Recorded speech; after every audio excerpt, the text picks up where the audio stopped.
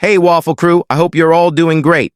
I'm Mark, and today we're diving into some fresh Reddit tales. If you enjoy a good Reddit story, consider giving a like, subscribing, and maybe ringing that notification bell too.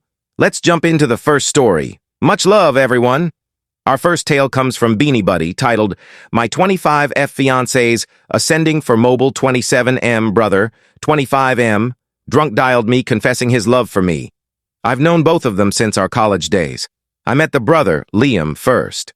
He was in the crowd while I performed a poetry piece. Our friend groups overlapped, and we connected.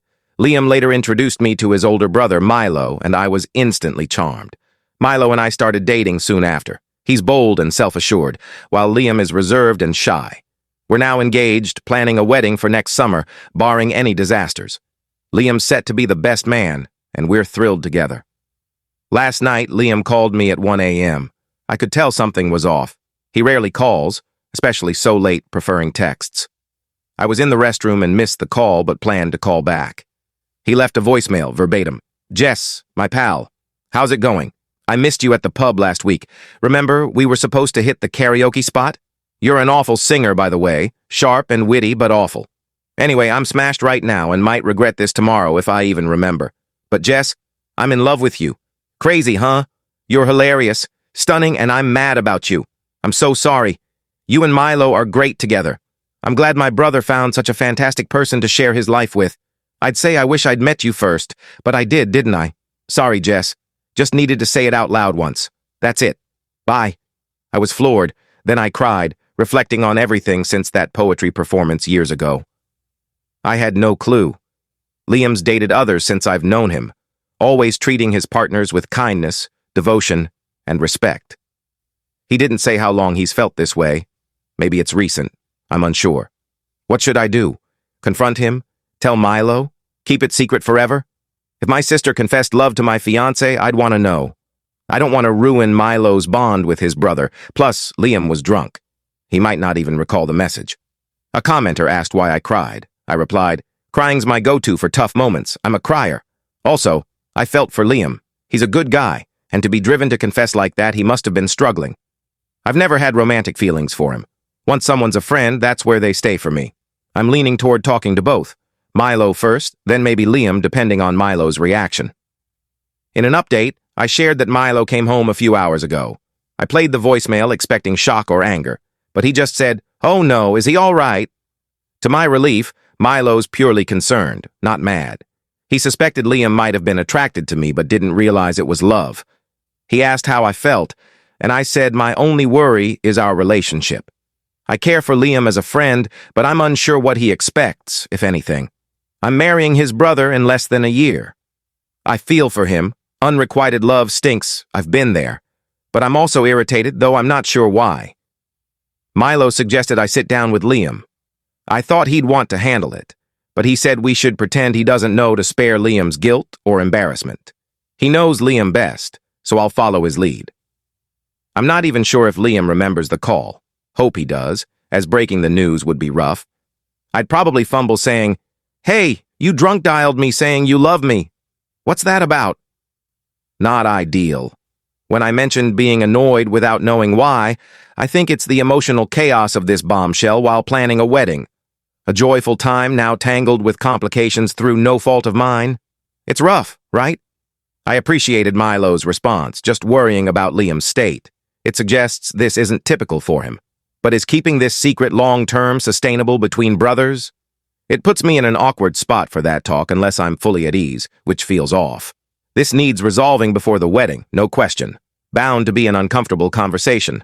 A commenter suggested I let Milo handle it, as the brothers' bond matters most. If Liam spins a different story about our talk, it could worsen things.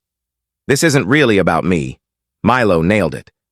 Maybe Liam's lonely, jealous of our relationship rather than me specifically, or dealing with something else manifesting oddly. Those issues are best sorted between brothers. Liam involved Milo by confessing to me like saying, "I'm having a heart attack. Don't call help." I'd feel better if it stayed between them. I agreed, surprised Milo wanted me to handle it, but he was clear. Liam's not just my brother, he's your close friend. I trust you and him. He confessed because he's ready to move on. Talk to him, see where he's at, and be honest about your feelings. even if it's tough for him. We've been texting all morning, and I'm even more excited to marry Milo. He's handling this so well. In a later update, I thanked everyone for their input. It really helped. I spoke with Liam, per Milo's suggestion. His reasoning was straightforward. Liam confessed because he's ready to let go of whatever idealized version of me he held. Milo thinks keeping Liam as best man will be punishment enough. Harsh as that sounds, I agree. Liam's no kid and shouldn't be coddled. I think he knows we're disappointed, worried and empathetic, but disappointed. If he wanted to sabotage the engagement, a drunk voicemail wasn't the slickest move. We talked at our house, with Milo home but working in his study. Liam and I had lunch in the kitchen. To my relief, he didn't play dumb. We spoke for 20 to 30 minutes. He admitted he wanted to ask me out in college but hesitated too long, stepping back when he saw my interest in Milo. He said the voicemail was agenda-free, and I believe him. His tone was more relieving and remorseful than hopeful. He stressed our friendship was genuine, and any what-ifs were fleeting but heavy. By the end, he acknowledged his feelings might stem from wanting a relationship like ours, not necessarily me. I said he's welcome at the wedding if he's up for it, and he confirmed he'd be there. We left it there. I'm confident things will be okay, though it'll take time to feel normal again. We cleared the air, and for now, that's enough. Commenters praised the mature conversation, some suggesting our bond might grow stronger. Others felt Liam shouldn't have burdened me and suggested cutting contact. I'm glad we talked. People are messy, and I'm relieved we're moving forward. Hopefully no drama erupts at the wedding. What do you all think? Share below, and let's move to the next story. Our next tale is from a throwaway account. My 27 million father-in-law, 59 million, ran a smear campaign against me, straining my marriage to my 29F wife. I'm lost. How do I move forward? My wife, 29F, and I, 27M, are in a rough patch. Context matters. We're college sweethearts, married 6 years, with a 4F daughter. Family's always been our biggest challenge, like constantly proving our relationship's worth. I've never felt this way about anyone else. My wife's family is traditional, with her father, 59M, as the patriarch. My relationship with them was never easy, despite my efforts. He only tolerated me after our daughter was born, but never thought I was good enough for her, often jabbing at my modest upbringing. Last Christmas at a family gathering, my father-in-law's iPad vanished. He lost it, accusing me of theft because I was briefly alone in the house, though I was helping my mother-in-law, 58F, in the kitchen while others lounged. He wouldn't listen, called the police, and threw in a dig about how a real man would confess, implying my female-led upbringing left me lacking. I stood my ground during his tirade. It was humiliating, but I had nothing to hide. The police de-escalated and lingered until everyone dispersed. My father-in-law then posted a vicious social media campaign, labeling me a thief and outsider. It cost me a job opportunity when the post surfaced during a company's rebranding vetting. They didn't want drama. I was effectively exiled from the family. Some disagreed with him but stayed silent to avoid his wrath. I was barred from their property until I confessed and apologized. My wife kept attending events without me, taking our daughter, even for New Year's Eve, which I wanted to spend together.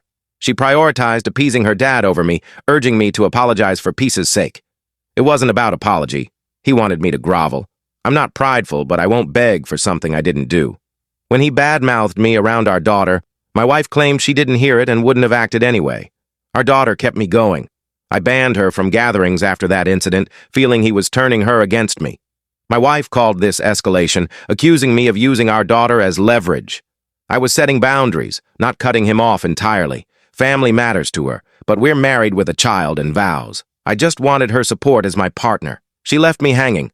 My mother-in-law and sister-in-law, 35F, backed me more than she did. We argued intensely. I bottled things up and exploded. She said she's dealt with her dad her whole life and learned yielding is easier. A month ago, my sister-in-law found the iPad in her 9M son's room. He'd taken it, scared silent by his grandfather's outburst. My father-in-law never apologized or retracted his posts, acting like nothing happened. The family followed suit, and I was welcomed back via my mother-in-law's message. I've declined invitations for myself and my daughter, not out of spite, but clarity about who he is. I don't want her exposed to that toxicity. This lingers as a wound in our marriage. My wife shuts down if I bring it up, saying I'm dredging up the past.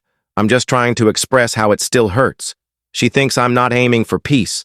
I'm keeping the peace by distancing from someone who falsely accused me, smeared me, and spoke ill of me to our daughter, enabled by some family. I'm unsure if I'm right. My wife disapproves, but we can't talk meaningfully. I'm lost, in love with her, and want to fix our marriage for our daughter's sake. I don't regret my stance on her father, but wonder if I'm worsening things. I feel alone and need perspective. How do I move forward healthily for our marriage? This isn't just about the father-in-law, it's about my wife's peacekeeping system of obeying him. She's 29 with her own family, yet treats me like her father does. He publicly accused me of theft, called the cops, ran a campaign that cost me a job, and tried to turn my daughter against me. She should see he doesn't belong in our lives right now, especially with his outdated misogynistic views. Marriage counseling is the only path forward to hold a mirror to her and show this isn't healthy. She needs to be on your team, or you'll keep hitting the same wall. A commenter, Peter the Great, said, "You're not fighting your father-in-law to win him over. He's a jerk. The real issue is your wife's a poor partner."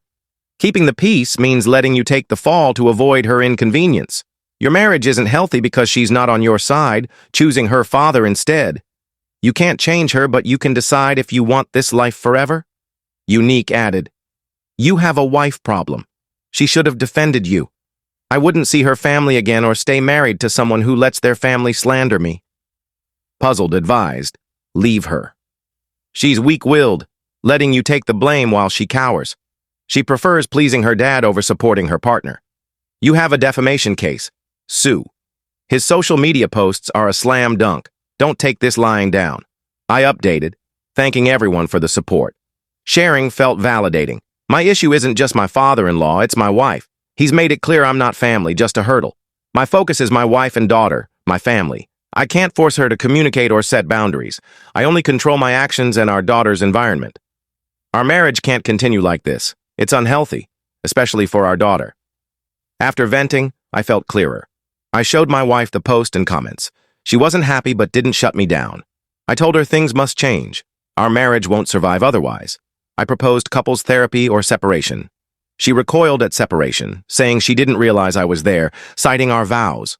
I said she broke those vows by siding with her dad, leaving me to drown while she stayed on his boat. Our issues go beyond him. She chose therapy, and we've booked it. I'm cautiously hopeful. She seemed struck by the reality of separation. I asked if therapy was truly what she wanted, not just yielding to her dad's mindset. She insisted she doesn't want to lose our family. Some asked why I'd try to save this marriage. It's not just for our daughter. I want to fight for our family. I fell in love with my wife's kindness and decency, seen when she was away from her dad's influence. She's the youngest sibling, gripped tightly by her parents. I didn't grasp how bad it was until facing him. She chose a distant college to escape, but returning home pulled her back under his control. His smear campaign was our first major test since. I love her, not blindly, and want the best for her. Therapy might help her reclaim herself and see boundaries aren't betrayal. I hope we can heal together.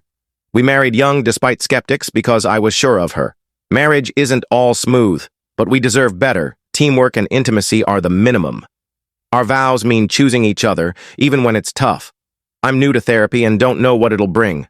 I'm just setting boundaries for myself and my daughter, not punishing anyone. I don't want my father-in-law's empty apology. He's had enough power. I'm protecting my daughter from his toxicity. To those who've been here, I feel you. To those who haven't, I hope you never do. Thanks for showing me I'm not alone. The father-in-law's influence runs deep. When my wife was away from him, she was freer, but back home, she shrinks under his shadow. Her enabling him is a trust violation. Rebuilding that is tough. I'd go no contact with him. He's poised to strike again. What do you all think? Drop your thoughts below. Huge thanks for joining today. Your support means everything. See you in the next one. Take care and much love.